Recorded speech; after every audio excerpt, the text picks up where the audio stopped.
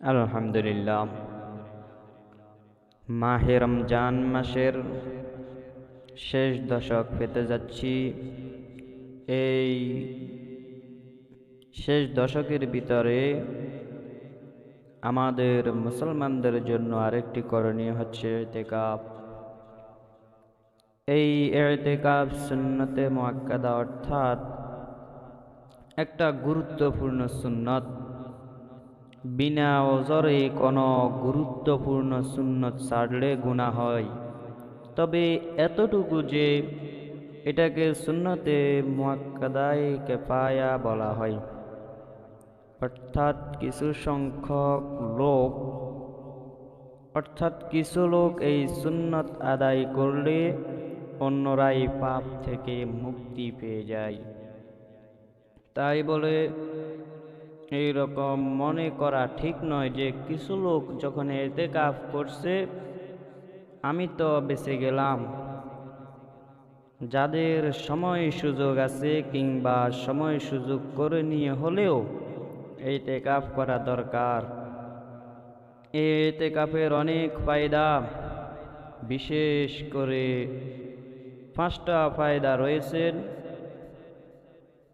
এই 5টা ফায়দা হলো, 1 নম্বরে হলো ইতিকাফ করলে গুনাহ থেকে মুক্তি পাওয়া যায়।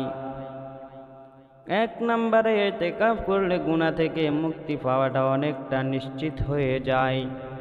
কারণ ইতিকাফ অর্থ হলো অবস্থান করা। আমি কারো দরবারে অবস্থান করেই থাকব যতক্ষণ পর্যন্ত আমার দাবি আদায় না হবে। ইতিকাফও ঠিক এরকম যে আল্লাহর দরবারে আমি পড়েই থাকব যতক্ষণ পর্যন্ত আমার দাবি আদায় না হয়, অর্থাৎ যতক্ষণ পর্যন্ত আমার ক্ষমা না হয়। আর শেষ দিনে ক্ষমা হয়ে যাবে।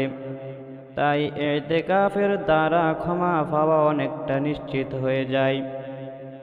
ইতিকাফের দ্বিতীয় ফায়দা হলো, হাদিস শরীফের মধ্যে আসছে, ওয়ায়াজরি লাহু মিনাল হাসানাতি কাআমিলিল হাসানাতি কুল্লিহা।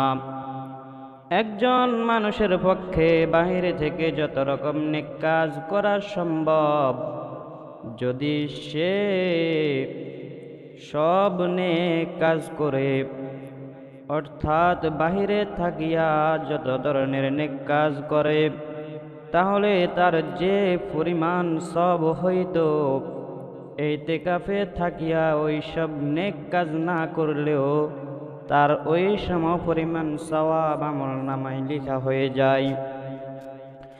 ইতিকাফের 3 নম্বর ফায়দা হলো, ইতিকাফকারী জাহান্নাম থেকে দূরে সরে যায়।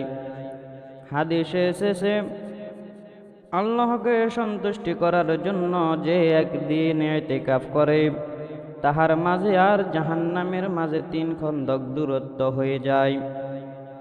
1 খন্দক বলতে বোঝানো হয় অনেক দূরত্ব, যেমন আসমান জমিনের মাঝে দূরত্ব।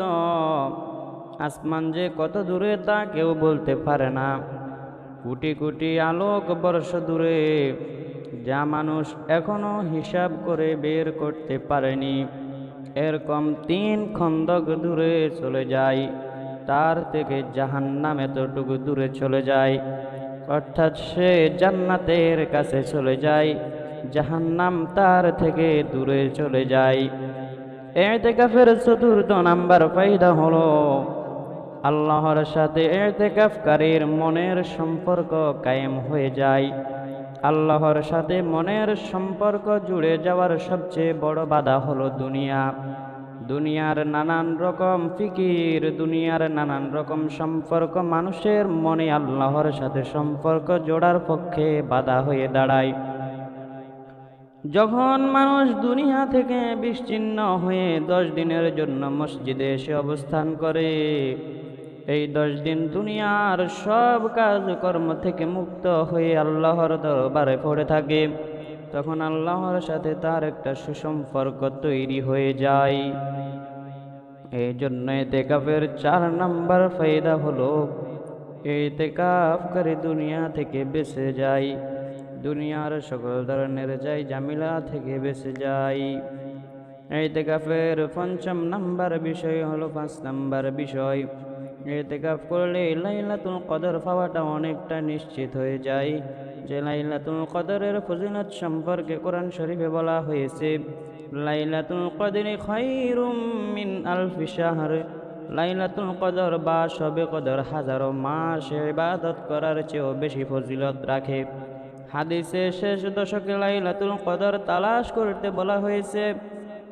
শেষ দশকের যে কোনো বেজোড় রাতে হতে পারে, 21 রাত, 23, 25, 27, 29 রাত, এর যে কোনো রাতে লাইলাতুল কদর হতে পারে। এখন কেউ যদি শেষ দশকে ইতিকাফ করে, তাহলে সে শেষ দশকের পুরো সময় জোড় বেজোড় সব রাতগুলোতে আল্লাহর দরবারে পড়ে থাকলো।